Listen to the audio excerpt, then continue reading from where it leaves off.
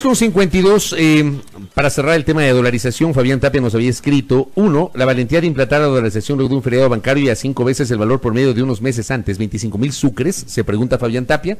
Bucarano propuso a 3,000. Oiga, Bucarán propuso la convertibilidad a 4,000. A 4,000, en un proceso de 6 meses, a través del cual el dólar debía llegar a 4,000 sucres y le iba a quitar los 3 ceros. Y luego dice, Fabián, sostener la dolarización también requiere ciertas responsabilidades, totalmente de acuerdo. Disciplina fiscal, etcétera. Cosas que hemos vivido los ecuatorianos en los últimos 19 años. Mañana comentaremos un poquito detalles de lo que dijo Gustavo Noboa Bejarano este fin de semana y que también ha traído cola. Polémicos, algunos trinos, algunos tweets del expresidente de la República. Hablemos de lo que está pasando en la Asamblea Nacional. Hemos referido en varias ocasiones aquí en este espacio de noticias que es realmente lamentable que el curso del actual periodo legislativo se esté caracterizando más por el escándalo que por la calidad del trabajo legislativo. ¿Cuál es la opinión de Marcelo Espinel? Él es el coordinador del Observatorio Legislativo, que es un esfuerzo vinculado a la Fundación Ciudadanía y Desarrollo para seguir de cerca, en detalle, el trabajo del Parlamento ecuatoriano. Doctor, bienvenido, buenos días. Hola, doctor. Muy buenos días, Fabricio, muy buenos días, Alexis, y un caluroso saludo para toda su distinguida audiencia. Lo propio para usted. En ese sentido, pues claro, la Asamblea Nacional, especialmente durante el año 2018, fue un cuerpo legislativo que actuó en el aspecto legislativo en base a temas netamente coyunturales, mientras que además se vio lastimosamente rodeada por actos bochornosos, actos de corrupción y los que han dado como resultado que la aceptación del Parlamento no sea mejor en comparación a años anteriores. Incluso, de acuerdo a cifras de Sedatos, al inicio de la presidencia de la titular actual de la Asamblea, Elizabeth Cabezas, tuvo una aceptación menor que incluso cuando estaba siendo presidida por José Serrano. En ese sentido, tenemos una Asamblea Nacional que la ciudadanía no logra confiar, que la ciudadanía sigue criticando constantemente, y esto es penoso, pues en un Estado democrático siempre el Parlamento es el llamado a ser el primer poder del Estado, algo que lastimosamente en nuestro país no está sucediendo. Ahora, ¿tiene la Asamblea alguna salida a este momento tan incómodo, a este escenario que se ha planteado de poner sobre temas que tienen que ver con su trabajo legislativo y de fiscalización, temas incluso de investigación interna de los malos comportamientos de legisladores? ¿Hay alguna posible salida o no, doctor? Bueno, creo que la salida es compleja, hay que analizar creo que dos aspectos, un externo y un interno. El aspecto externo puede ser el hecho de que la Asamblea pasó un actor secundario, esto debido a la existencia del Consejo de Participación Ciudadana Transitorio. Al tener estas capacidades y atribuciones especiales de este Consejo Transitorio, hace que el margen de acción de la Asamblea Nacional sea relativamente limitado por la legislación que existe. Entraron en disputa un momento, ¿no? ¿Quién se lo bajaba primero al fiscal? ¿Quién se lo bajaba primero al superintendente y tal? Exactamente, Alexis. Y ahí es cuando hablamos ya del aspecto interno, que la normativa que existe, que regula el trabajo de la Asamblea Nacional, tal vez fue el factor que determinó que pase a ser un actor secundario. Por ejemplo, los tiempos establecidos para los juicios y las solicitudes de juicios políticos, que la misma titular de Legislativa en una entrevista en este fin de semana manifestaba que es necesario reformarse, que existen varias conversaciones al interno de la Asamblea Nacional que dan como resultado que de una u otra manera se reforme la ley de la Asamblea Nacional para que los procesos de fiscalización sean mucho más eficientes, sean mucho más expeditos, pero teniendo cuidado que en este caso el Pleno de la Asamblea Nacional no se convierte en un juzgado y el Consejo de Administración Legislativa en un espacio de recepción de denuncias, porque este tipo de acciones bochornosas por parte de los asambleístas deben atravesar procesos de sanción, pero que no se convierta en una herramienta para empezar a atacar y que respeten el debido proceso, ¿no? Y el derecho a la defensa. Por supuesto que sí. Ahora, sobre este tema de fiscalización, uno también creo sería injusto no hacer una comparación respecto del periodo anterior. En el periodo anterior, en el que Alianza País tenía una mayoría de 100 de 137, no hubo ningún juicio político y más bien todos los procesos de fiscalización se quedaron en la Comisión de Fiscalización, aquellos que llegaron a prosperar en la Comisión de Fiscalización, porque hubo otros que se quedaron inclusive en el CAL. Pero en el actual periodo legislativo se han dado algunos procesos, juicios políticos, al ex fiscal general del Estado, Carlos Vaca Mancheno, al ex superintendente de bancos, Carlos Ochoa, en ambos casos censura de destitución. Superintendente de Comunicación, Carlos Ochoa, en ambos casos censura de destitución. Tuvimos a el ex ministro de Finanzas, Carlos de la Torre, sobre quien no hubo los votos para la censura, más allá de que no procedía la destitución. Ahora mismo estamos dentro del proceso de fiscalización para una eventual censura del ex procurador general del Estado, Diego García, y hubo procesos que se quedaron dentro de la Comisión de Fiscalización y que no lograron llegar al Pleno, tampoco se logró, digamos, algún tipo de decisión que implique el archivo de esos procesos, es lo que algunos denominan el limbo jurídico, a los ex vocales del Consejo de la Judicatura, al ex superintendente de bancos, Cristian Cruz, y al ex ministro de Agricultura, Rubén Flores. No sé si se me pasa alguno con Tertulio, usted que está más... has hecho una buena revista de todos los procesos de fiscalización. Exactamente los mismos que tengo aquí. Casi de memoria. ¿Cómo evaluamos esto? Y hubo casos que se quedaron en el CAL, ¿no? Como el de María Fernanda Espinosa, por ejemplo, que todavía sigue pendiente. ¿Cómo evalúan ustedes esto? Bueno, yo creo que en el aspecto de fiscalización, si hacemos una comparación meramente cuantitativa con el periodo legislativo anterior, existen procesos de fiscalización. Sin embargo, fueron procesos de fiscalización que, debido a mi entender, por el procedimiento que existe establecido en la Ley Orgánica de la Función Legislativa, también quedan en deuda con la ciudadanía. Recordemos que el juicio político en contra del ex superintendente de Comunicación fue tratado por el Pleno cuando ya el Consejo Transitorio lo había destituido. Claro. Y cuando hubo un informe de la Contraloría también, ¿no? Exactamente. En el caso del ex fiscal de la Nación, Carlos Vaca, también se dio dentro de este choque de intereses políticos, poderes entre el expresidente de la Asamblea y el fiscal general de la Nación. Tal vez después de todo este suceso que ocurrió en nuestro país, no haber destituido al fiscal general de la Nación, la habría tal vez dejado peor parada la Asamblea Nacional que como la tenemos ahora. Y ¿cómo es posible que hayan transcurrido tantos meses para que recién se esté tratando este pedido de juicio político de Mae Montaño y que de una u otra manera el caso en contra del ex procurador general del Estado, Diego García, y la ex canciller del Estado, María Fernanda Espinosa, después de tantos meses recién tenga que ser tratado? En ese sentido, creo yo que sí se vuelve mucho más necesario la reforma de la ley, como ya se está hablando dentro de la Asamblea Nacional, para que los procesos de fiscalización en contra de otros representantes de otras instituciones del Estado puedan ser mucho más ágiles, pero que garanticen lo que bien decías tú, Alexis, el derecho a la defensa. Y en el tema de la autodepuración, doctor, ¿también tiene que plantearse reformas a la LOF o tiene que, digamos, nuevamente darse paso a la creación de un código de ética, algún reglamento adicional? Porque hemos visto que la Asamblea, el cuerpo legislativo, ha enfrentado denuncias que han sido bochornosas, que provocan vergüenza. O sea, ¿habrá algún ecuatoriano que se sienta representado por esta Asamblea? Lo dudo mucho, ¿no? O sea, legisladores envueltos en tema de cobro de diezmos, de extorsión a sus trabajadores. Como bien dices tú, la Asamblea Nacional, en teoría, es la representación de cada uno de los sectores del Ecuador. Yo no creo que los ecuatorianos nos sentamos, como bien dices tú, representados por este tipo de prácticas vergonzosas y que al parecer son denunciadas no solo dentro de una bancada u organización política, sino asambleístas de distintas bancadas. En ese sentido es algo que se ha venido hablando hace más de 10 años, la urgente necesidad de crear un código de ética parlamentario, y que en la Asamblea Nacional no han existido estos esfuerzos para crearlo. Como el que había en el año 98, más o menos así.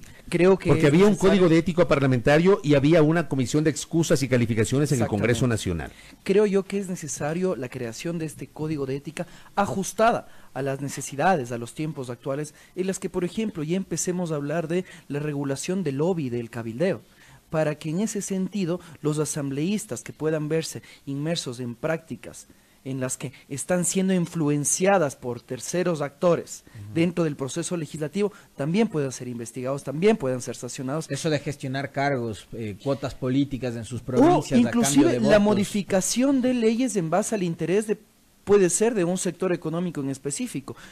Por ejemplo, ¿qué es lo que se está regulando a nivel internacional? La creación de agendas abiertas, es decir, que los ecuatorianos sepamos con quiénes se están reuniendo los legisladores. De esa manera yo sé que el día de mañana mi representante se está reuniendo con el sector de las telefónicas, y que ese sector de las telefónicas tal vez a través de invitaciones, a través de constantes reuniones, está logrando que el legislador apruebe cierta modificación en la ley que puede beneficiar de manera injusta a un sector determinado. Y de esa manera que nosotros tengamos leyes que sean mucho más justas con todos los sectores. Si es que los ecuatorianos no sabemos qué es lo que están haciendo nuestros parlamentarios dentro y fuera del pleno, en el ámbito que se relaciona a su accionar, realmente no estamos garantizando leyes que sean justas para todos. Por aquí el colega periodista Ronnie Rodríguez me comenta, él en su nota de Expreso el día de hoy dimos lectura a una parte de la nota de Ronnie, nos recuerda que el proyecto crea un código de ética parlamentario que se regula los cambios del orden del día,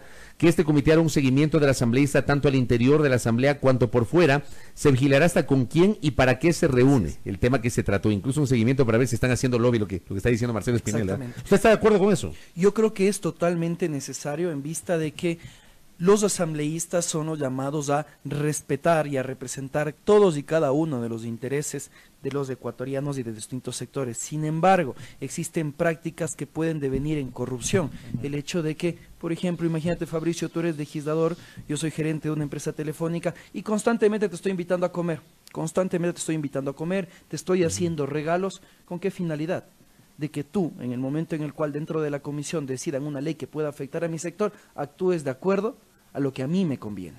Y eso, de una u otra manera, puede distorsionar la libre competencia dentro de un país, puede distorsionar prácticas democráticas, y eso es lo que se está tratando de evitar.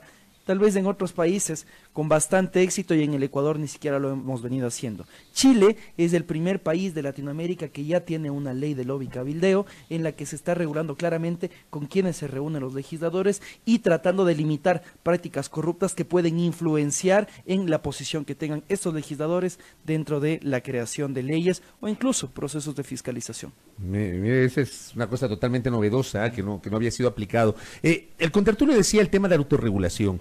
Digamos, hoy estamos asistiendo a unos meses muy complejos en el cual el escándalo de los supuestos diezmos ha matizado las acciones de la Asamblea Nacional. Pero claro, nos hemos encontrado con que la ley orgánica de la función legislativa no establece como causal de destitución ese tema. Obviamente, la ley no debería decir el asambleísta que cobre diezmos a su equipo de trabajo será destituido. Pero ¿cómo hacemos para sancionar? Porque bien citaba Alexis, cuando fue destituida la asambleísta Norma Vallejo, ella no es destituida por la causal del cobro de diezmos, sino por gestionar cargos públicos. ¿Qué hacemos ahí? Sí. Creo que sí es urgente una reforma también en el sentido del control disciplinario que merecen los asambleístas.